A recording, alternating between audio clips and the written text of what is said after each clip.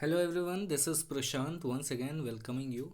And today we are going to talk about the sixth chapter of the science class 10th based on NCERT. As always, video bilingual रहेगा and this video is also sponsored by the Indian Educator Group. तो आइए शुरू करते हैं आज का ये video और देखते हैं कि लाइफ प्रोसेस में क्या क्या है। देखिए नाम पहले समझते हैं कि इस चैप्टर का नाम जो है वो क्या है। तो उसका है लाइफ प्रोसेस। मतलब ये तो आप देख रहे हैं लाइफ प्रोसेस है, लेकिन इसका मतलब क्या है? तो प्रोसेस का मतलब होता है द प्रोसीजर, है ना। अब प्रोसीजर का मतलब प्रक्रम या प्रक्रिया या क्रियाएं, और लाइफ का मतलब जीवन, जिंदगी, है ना। सॉरी। तो अब इससे हमें ये पता चल रहा है कि लाइफ प्रोसेस क्या होता है कि जीवन में होने वाली क्रियाएं, सिंपल। ठीक है। और इसीलिए इसका जो एक हिंदी नाम है इस चैप्टर का वो है जैव प्रक्रम। ठीक। अच्छा, अब इसमें हम समझते हैं मतलब लाइफ प्रोसेस का मतलब क्या हुआ। तो इसका मतलब हुआ, इंग्लिश में इसका डेफिनेशन हुआ या अंडरस्टैंडिंग वर्ड्स में इसका डेफिनेशन हुआ, the all those process which is necessary for the life of any organism is known as life process. For example, as like exertion, digestion, है ना, circulation, respiration, these all things are the example or the best example of life process. Okay. आइए ज़रा देखते हैं कि इस chapter के अंदर जो डॉक्यूमेंट्स है ये सारा लिखा हुआ है, ये सब क्या लिखा गया है। ठीक है, आइए शुरू करते हैं। All living things perform certain life process like growth, exertion, respiration, circulation, etc. All the process like respiration, digestion, which together keep the living organisms alive and perform the job of body maintenance are called life process. मुझे उम्मीद है आपको समझ में आ गया होगा, तो इसको बहुत ज़्यादा एक्सप्लेन करने की ज़रूरत नहीं है। चलो एक्सप्लेन कर ही देते हैं एक बार, है ना। जैसे ऊपर वाली चीज़ें वो तो आप समझ रहे हैं, जो भी आपको बताया गया वही इस चीज़ें रिलेटेड थी। नीचे वाला थोड़ा सा चेंज है, बिल्कुल हल्का लिटिल बिट चेंज है। वो क्या चेंज है ज़रा देखते हैं एक बार फिर से।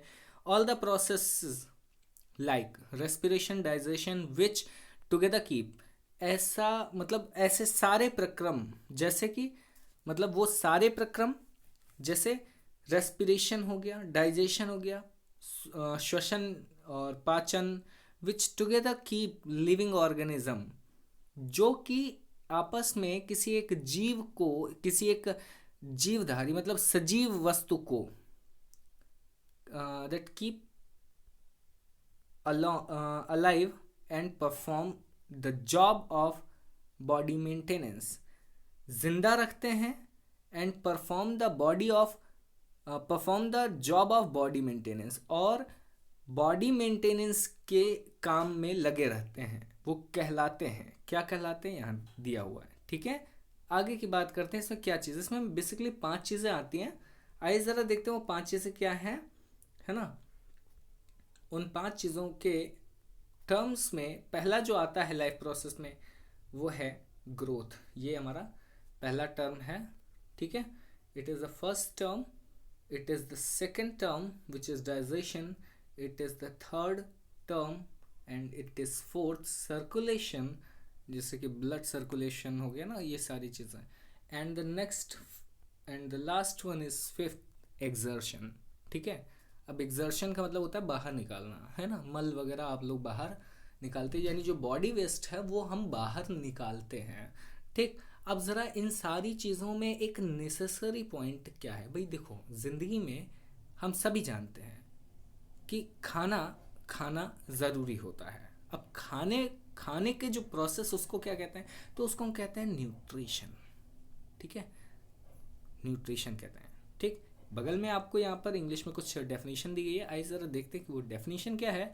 The whole process by which an organism obtain its food, एक ऐसा पूरा प्रक्रम जिसके तहत एक ऑर्गेनिज्म अपना फूड, अपना भोजन प्राप्त करता है, क्या कहलाता है, न्यूट्रिशन कहलाता है।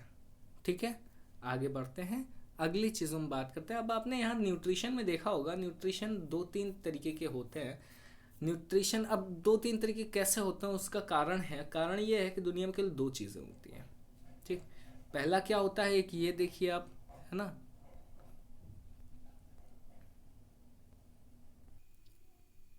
तो इसमें हम जानते हैं कि दुनिया में हमारी जो चीज़ें होती हैं वो केवल दो चीज़ें हैं। पहला तो आपने देखा ये, है ना, और दूसरा क्या होता है ये।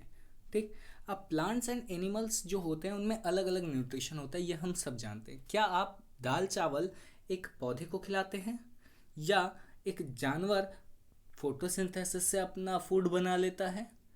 गाय भैंस को आप फोटोसिंथेसिस से फूड बनाते हुए देखते हैं? नहीं। तो आंसर ये जो नहीं आया उसका कारण क्या है, तो उसका कारण ये है कि plants are autotrophs and animals are heterotrophs. ये आप हम सभी जानते हैं, बहुत बहुत बेसिक चीज़ है ये, क्लास 6 7 में ही हम सभी ने जान ली थी।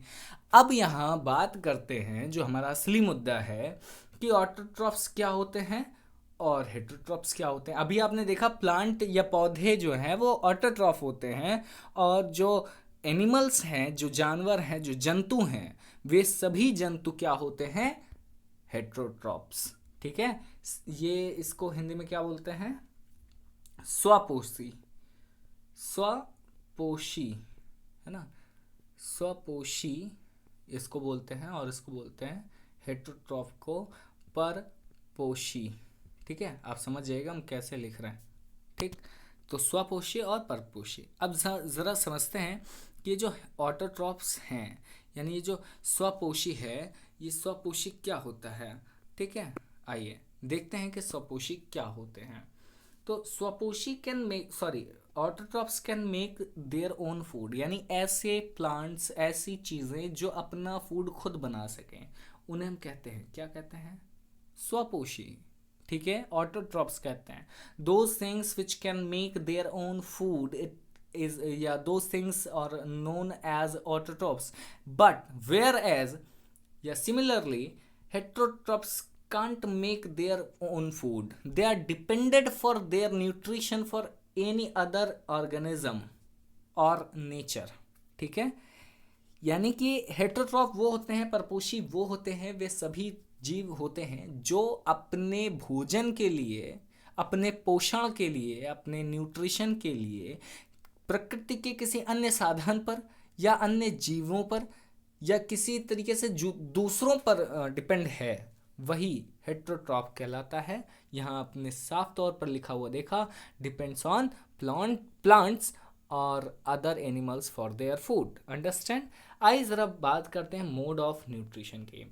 मोड ऑफ न्यूट्रिशन में आपने देखा पहला जो यहाँ है autotrophic mode of nutrition, and the next one is heterotrophic mode of nutrition. इसमें आपको बहुत ज़्यादा कुछ समझना नहीं है, इसमें और इसमें दोनों चीज़ें आप हल्का हल्का समझ चुके हैं। इसमें भोजन अपने आप नहीं बनता है, दूसरों से डिपेंड होता है।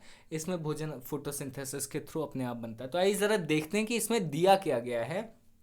इसमें दिया है kinds of nutrition in which organic materials like CO2, water etcetera are utilized to prepare organic food by the process of photosynthesis.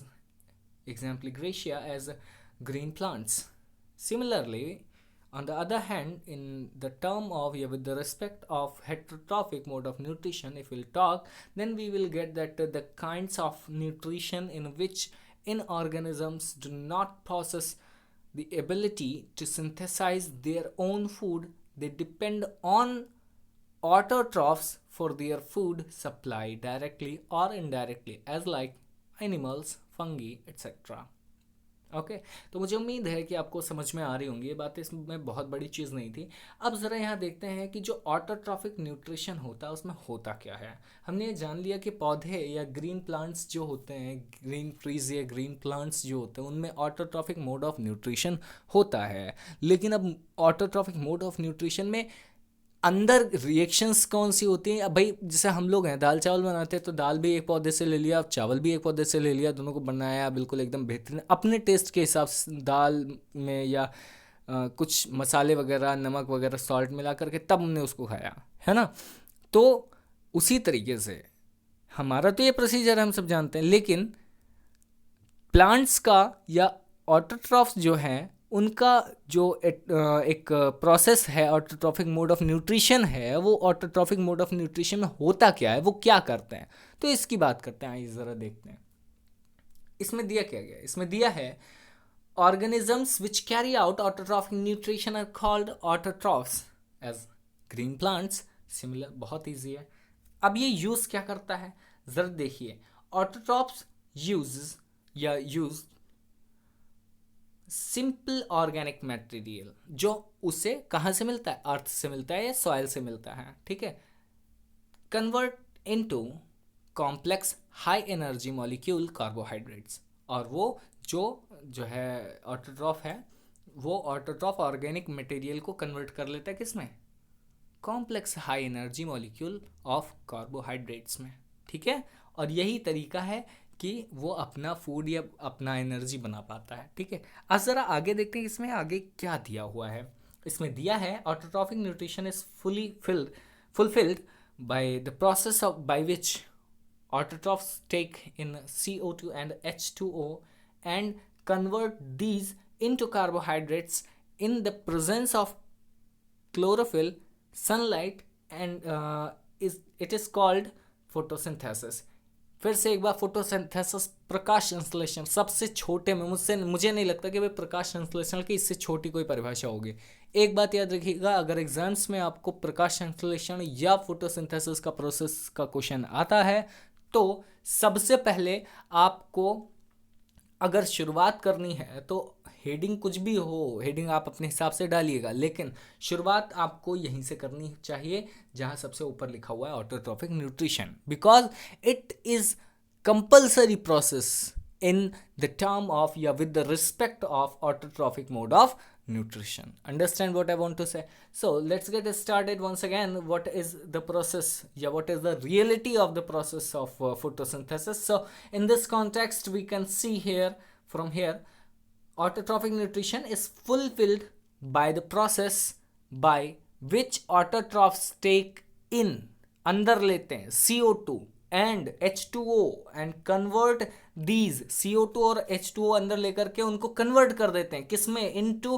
Carbohydrates में, in the presence of chlorophyll sunlight. Chlorophyll यहाँ and होना चाहिए था, chlorophyll and sunlight, ठीक है। Chlorophyll यानी पर्णहरिम या पर्णहरित की उपस्थिति और सूर्य के प्रकाश की उपस्थिति में ये जो कार्बोहाइड्रेट है उसमें बदल जाता है। क्या बदलता है, तो CO2 और H2O बदलता है कार्बोहाइड्रेट में, ठीक है, और वही उसका फूड होता है। और यही जो फूड है, यही बनाने का पूरा प्रोसेस हमारा फोटोसिंथेसिस कहलाता है। इसकी एक रिएक्शन होती है, केमिकल रिएक्शन। आइए ज़रा देखते हैं वो क्या है। यहाँ एक आपको सामने बिल्कुल दिख रहा होगा केमिकल रिएक्शन का एक इक्वेशन, बहुत छोटा सा, 6CO2 + 12H2O। एक बार फिर से 6CO2 प्लस, जी हाँ, 12H2O in the presence of chlorophyll and sunlight. It gives as C6H12O6 plus 6O2 plus H2O. Understand? ये क्या है भाई साहब, ये जो है C6H12O6 ये क्या है, ये है हमारा ग्लूकोज, ठीक है, which is in the form of carbohydrate.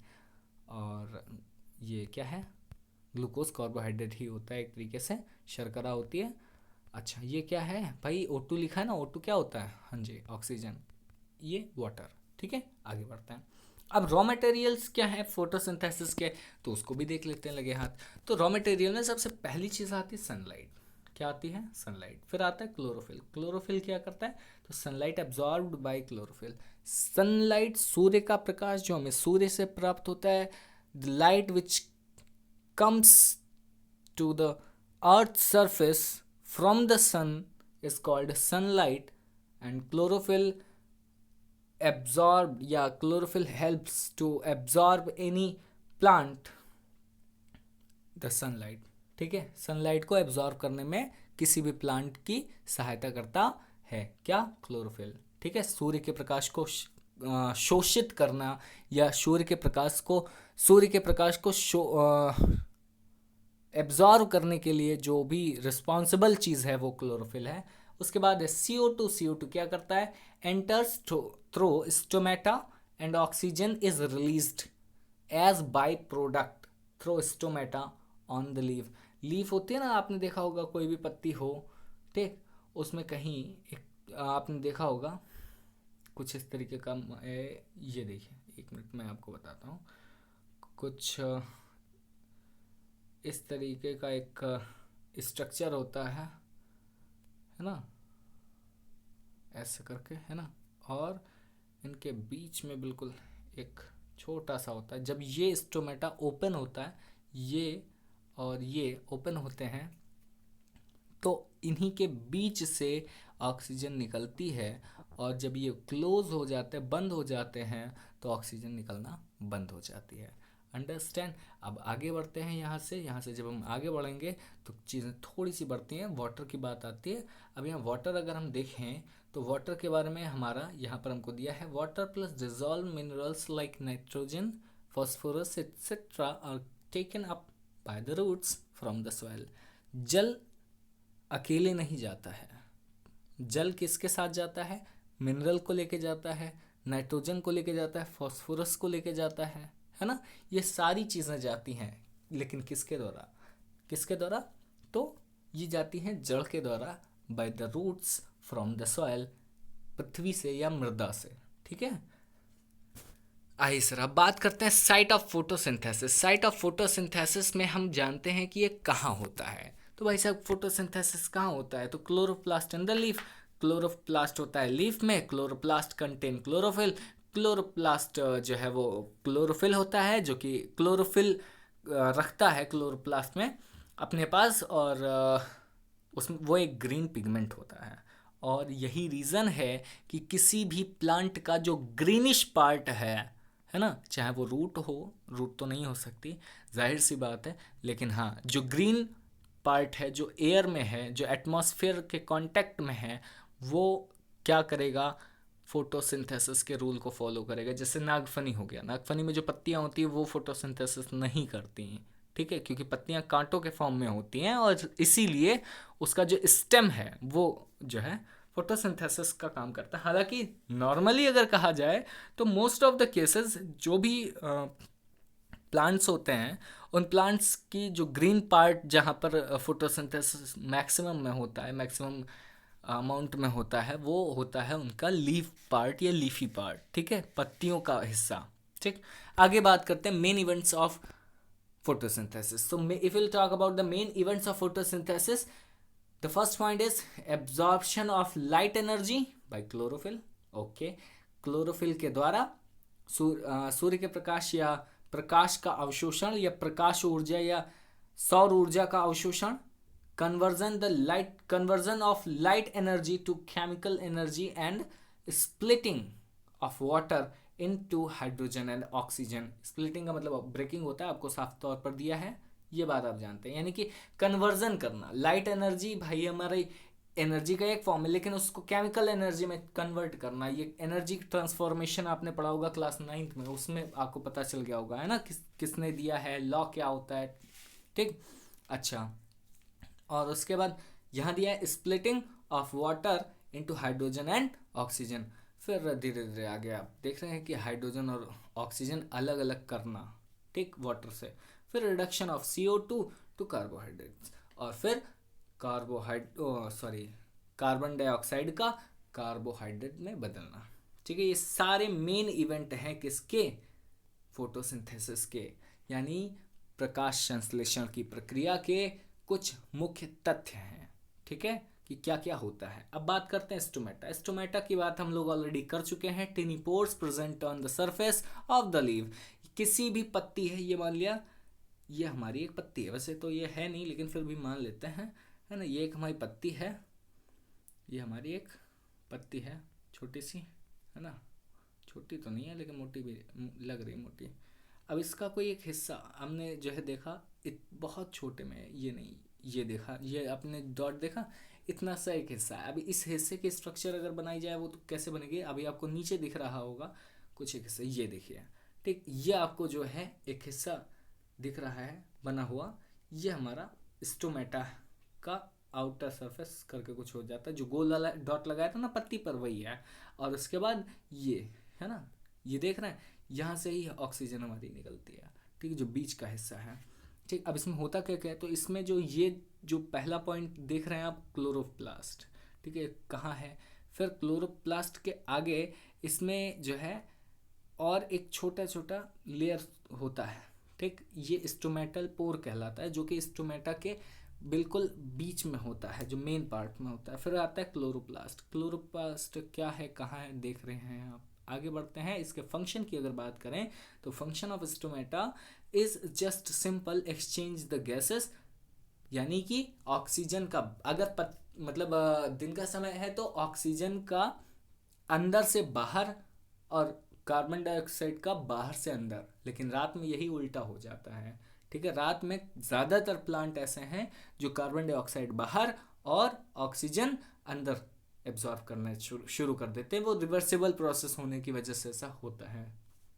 आगे देखते हैं, lose large amount of water in the form of water vapour during transpiration. Transpiration के दौरान जल का बाहर निकलना, ठीक है, या जल को बाहर निकालना एक लार्ज अमाउंट में। अब बात करते हैं हेट्रोट्रॉफिक न्यूट्रिशन या हेट्रोट्रॉफिक मोड ऑफ न्यूट्रिशन। तो हेट्रोट्रॉफिक मोड ऑफ न्यूट्रिशन में तीन मेन चीज़ें आती हैं। पहला है holozoic mode of holozoic nutrition, दूसरा है सैप्रोफिटिक सैप्रोफिटिक ये न्यूट्रिशन, और तीसरा है पैरासिटिक न्यूट्रिशन।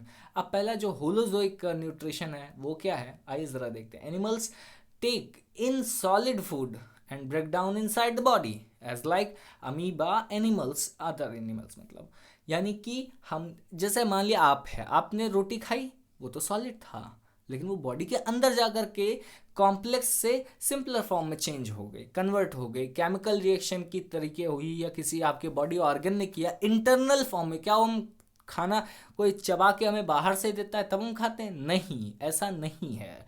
तो कैसा है, हम रोटी का टुकड़ा तोड़ते हैं, हम बच्चे तो हैं नहीं, आपके भी दांत हैं, मुझे उम्मीद है आपके सारे के लोगों के दांत होंगे, तो थोड़ा आप चबा के खाते होंगे। मान लिया आप निगलते भी हैं तो आपके अंदर जाने के बाद जब आपका फूड पाइप से फूड नीचे उतरता है तो धीरे धीरे वहाँ पर ये रिएक्शंस होती हैं और आपका जो फूड है वो कॉम्प्लेक्स फॉर्म से सिंपलर फॉर्म में टूट जाता है, जिससे आपको टूटने के दौरान ढेर सारी एनर्जी मिलती है और जो भी विटामिन और जितने भी नेसेसरी इंग्रेडिएंट्स जो फूड में होने चाहिए या जो भी चीज़ें होती हैं, मेन कंटेंट जो होता है वो सारा सारा आपके ब्लड के थ्रू आपकी बॉडी में एब्जॉर्ब कर लिया जाता है। ठीक है, ये सारी बातें होती, लेकिन किसमें, ये आप देख रहे हैं होलोजोइक में। ठीक है, सैप्रोफिटिक क्या होता है, saprophytic organisms feed on dead body decaying matters, यानी कि मृत अवस्था वाले जीवों को खाने का काम जो करते हैं उन्हें हम सैप्रोफिटिक एनिमल कहते हैं या सैप्रोफिटिक क्रिएचर कहते हैं। लेकिन इस न्यूट्रिशन मेथड को हम सैप्रोफिटिक मेथड कहते हैं। हिंदी क्या है इसकी मुझे याद नहीं है, शायद मृतोपजीवी कहते हैं इसको, है ना, मृतोपजीवी लिख दिया जाए। चलिए हम लिखने की कोशिश करते हैं, आप देखिएगा, अगर सही लिख रहे हैं तो आप बताइएगा, गलत लिख रहे हैं तो कमेंट कर दीजिएगा। मृतोपजीवी, ठीक है, मृतोपजीवी, ठीक, ऐसा लिखते हैं शायद, मृतोपजीवी सैप्रोफिटिक को कहता है। अब पैरासाइट क्या होता है, मृतोपजीवी नाम तो क्लियर है ना, मरे हुए से अपना भोजन अपना पोषण करने वाला, ठीक है, वो मृतोपजीवी। ठीक है, फंगी इसका एग्जांपल है बेस्ट। अब यहाँ देखिए पैरासिटिक में क्या होता है, पैरासिटिक या पैरासाइट्स लिव इनसाइड और outside other to the other animal which is known as host and derive nutrition from it as कस्कटा, ठीक है, which is a plant parasitic plants, ठीक है, पैरासिटिक प्लांट्स। तो अब ये पैरासिटिक प्लांट्स का एक एग्जांपल आपने देखा, ये होता क्या है, तो सिंपली आपने देखा होगा एक ऐसा मतलब प्लांट जो अपने अंदर किसी भी जीव को बंद करने की क्षमता रखता है, यानी जीवित चीज़ों को खाता है ना, जीवित कीड़े हो गए उनको खा लिया, जेट्रोफा वगैरह, है ना। तो ये सब आप नाम याद रखिएगा, इसलिए आपके लिए काफ़ी हेल्पफुल होने वाला है, ये पैरासिटिक हैं। आगे की बात करते हैं, इसमें है नेक्स्ट पॉइंट,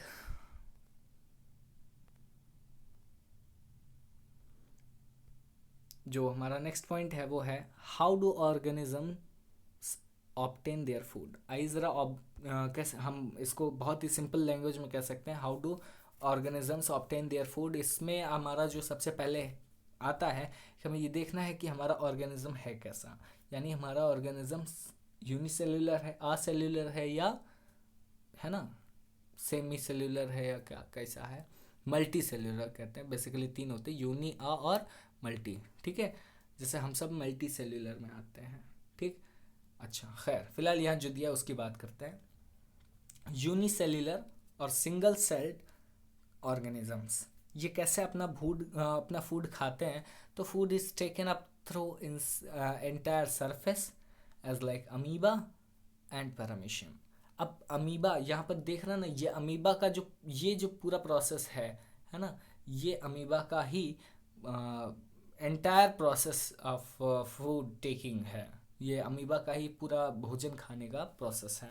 ठीक, अब अमीबा में एक न्यूक्लियस आप देख रहे हैं, सामने सामने न्यूक्लियस है, उसके पास ही एक फूड रोटी का टुकड़ा या कुछ खाने की चीज़ पड़ी हुई है।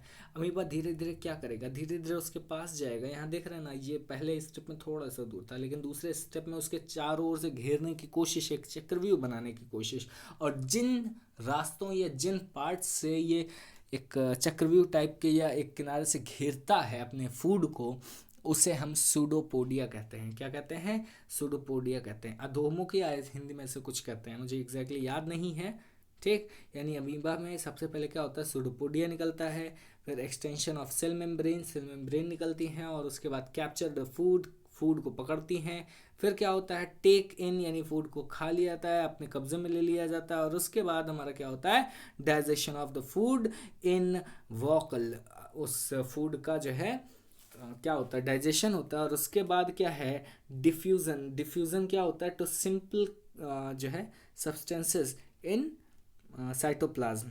ठीक है, उसके बाद है अनडाइजेस्टेड फूड, और फिर move to the surface of cell and is thrown out, यानी जितना खाना होता है वो खा लेते हैं, और अदरवाइज ये बाहर ऐसे थूक देते हैं एक तरीके से। ठीक है, ये तो था न्यूट्रिशन इन अमीबा।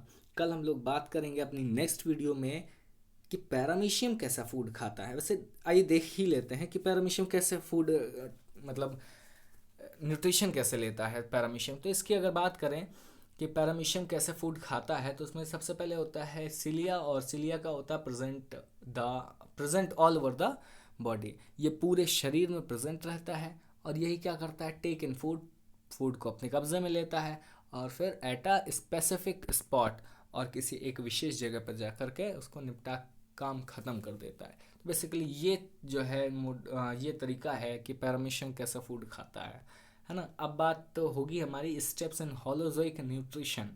तो स्टेप्स इन होलोजोइक न्यूट्रिशन की अगर बात करें, तो इसमें सबसे पहले आता है इंजेशन, डाइजेशन, एब्जॉर्प्शन, और उसके बाद आता है असिमिलेशन, और उसके बाद आता है हमारा एक्सर्शन या एक्सर्शन होना चाहिए था, यहाँ एक्सर्शन लिखा हुआ है, कोई दिक्कत नहीं, एक्सर्शन भी सही है। ठीक, अंतर्ग्रहण, पाचन, अवशोषण, स्वांगीकरण, हिंदी लिखी हुई है आपके लिए, आसान है, और बहिक्षेपण। ठीक है, इसकी बात होगी लेकिन आज नहीं, कल। ठीक है, तो हम मिलते हैं अपनी नेक्स्ट वीडियो में आपसे बहुत जल्द। तब तक के लिए हंसते रहें, मुस्कुराते रहें। अगर वीडियो पसंद आए तो लाइक करते रहें, और दूसरों से भी लाइक करवाते रहें, शेयर कर दीजिएगा अगर आपको पसंद आए। Thank you so much. और अगर चाहते हैं ऐसी वीडियोस आपको मिलती रहें। अच्छा, कल कुछ लोगों ने मुझे भेजा कि भाई मुझे जो है सॉल्यूशन वाले वीडियोस भी चाहिए, I have a few of questions. So उनको मैं कहना चाहूँगा कि ईमेल आईडी आप हमारा देखिए और उस पर हमें मेल कर दीजिए, we will reply as soon as possible. Okay, thank you so much for watching. Till then हंसते रहिए, मुस्कुराते रहिए।